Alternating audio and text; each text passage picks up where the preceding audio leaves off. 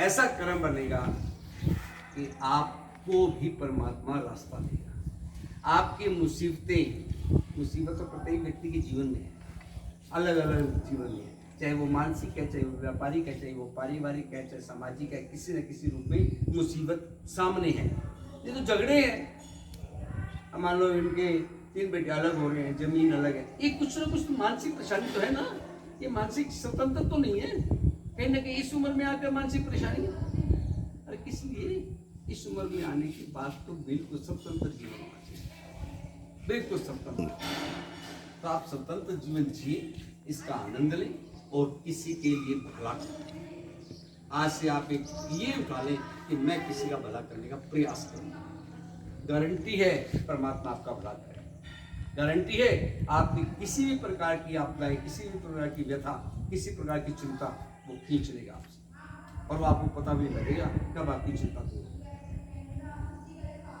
अगर अपनी चिंता दूर करना चाहते हो तो किसी चिंता हटने का प्रयास करो। तो आज सब लोग एक 5, 7, 10 कमेटी बना के, या जितने लोग आप मेरी बात सुन रहे हैं, तो मैं आप सबसे विनम्र हाथ जोड़कर निवेदन करता हूँ कि आज आप माइंड में सेट कर लें कि वो व्यक्ति मेरा बहुत अच्छा दोस्त है, वो मेरा बहुत बढ़िया रिश्तेदार है, वो व्यक्ति नशा करता है, मैं केवल एक व्यक्ति हूँ और इसका नशा छोड़। मैं आपको अभी मेरी बात बताऊँ, 26 जून को मैंने ये सोचा कि 40 दिन मैं मौन रहूंगा,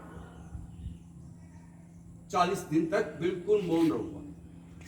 और बहुत असंभव सी बात लग रही है कि 40 दिन लगातार मेरे जैसा व्यक्ति जो हर वक्त कहीं ना कहीं चर्चा में होता है, कहीं ना कहीं बात करता है, अल्टीमेटली मैंने ये सोचा 40 दिन मौन में रहूंगा। मैंने अपने परिवार को फेसबुक पे, सोशल मीडिया पे सब पे लिख दिया कि मैं 40 दिन मौन पर रहूंगा। उससे क्या हुआ?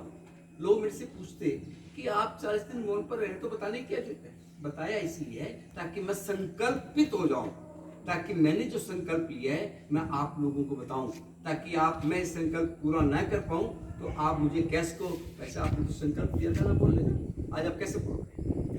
अच्छी बात अगर आपने करनी है तो आप बताइए लोगों कि मैं ये अच्छी बात करूं। आज आप संकल्प लें कि मैं एक व्यक्ति का नशा छुड़वाऊंगा, या किसी की व्यथा सुनूंगा, या किसी की सेवा करूंगा। ये बात जरूर बताएं ताकि आप उसमें बंध जाएं और उस सेवा करने के लिए कार्य में आप अच्छे कार्य के लिए आपको संकल्पित होना चाहिए।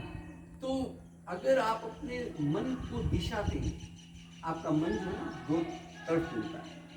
आप अपने मन को जरा सोच के देखें, अभी मेरी बात सुनते सुनते आप कहीं और घूम रहे होंगे, आप शरीर से यहाँ बैठे हैं, आपका मन कहीं घर में पूछ रहा होगा, कहीं परिवार में, कहीं बिजली में, कहीं कहीं ना कहीं घूम रहा है। सारे लोग यहाँ बैठे हैं, इनमें से अगर पिछले 15 सेकंड का आप मन को देखें कि आपका मन कहीं और विजिट कर, मैं बोलता हुआ मेरा मन कहीं विजिट कर लेता है, इतना फास्ट है व्यक्ति। तो इसको थोड़ा सा अगर आप जागरूकता से देखेंगे तो आप इस मन को कंट्रोल कर सकते हैं, अपनी मुट्ठी में ले सकते हैं। इसको एक ही दिशा दें कि भाई मन, मैं तेरी बात हमेशा मानता हूँ, एक बात मेरी मान कि आज इंदर गोयल जो बात कहकर जा रहा है कि एक व्यक्ति का नशा छुड़ाने का प्रयास करना है, क्या ये छोटा सा प्रयास नहीं कर सकता? मैं ये कर्म नहीं कर सकता कि मैं किसी का नशा छुड़वा? केवल 1 घंटा किसी और के लिए देना सीखो। ये सारे दिन हम लोग चौकड़ी मार के, किसी चुगली करके, निंदा करके कितना रस लेते हैं। हम ये तो जरूर निंदा करते हैं कि वो कितना नशा करता है। अरे हमने उस नशे को छुड़ाने के लिए क्या किया? उसकी इस गलत आदत को छुड़वाने के लिए हमने कोई प्रयास किया? तो साथियों, आप थोड़ा सा प्रयास करें, आप जीवन में आपके अंदर परिवर्तन आएगा।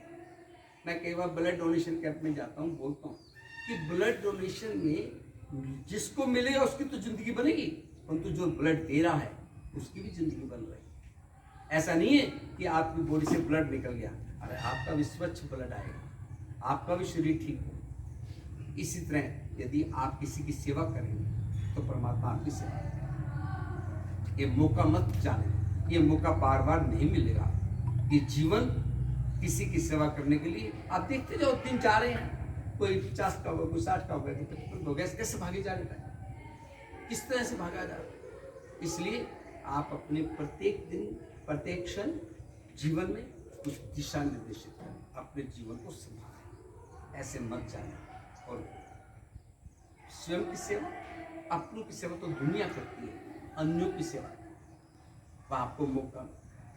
इसलिए मेरा निवेदन यही है कि आप एक सेवा का मौका जब भी आपको मिले जरूर करें, और ना मिले आप लें, ढूंढें कि मुझे सेवा कहाँ कर सकता। आज जैसे वकील साहब ने ये सोचा कि मैं 750 रुपये ले लिया है, मैं सेवा के लिए जाऊँ, और मुझे बड़ी खुशी हो रही है इनकी सेवा देखते हुए कि आप लोगों के चेहरे पर, अभी भाई साहब ने कहा कि आप ही आते रहे, बार बार आते रहे, क्यों कहा? इसलिए कहा ना कि अच्छे लगे, उनकी सेवा अच्छी लगी।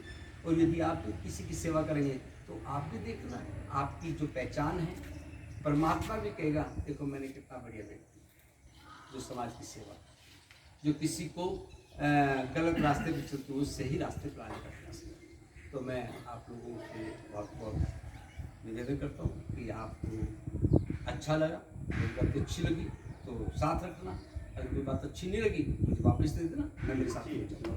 तो बहुत बहुत धन्यवाद।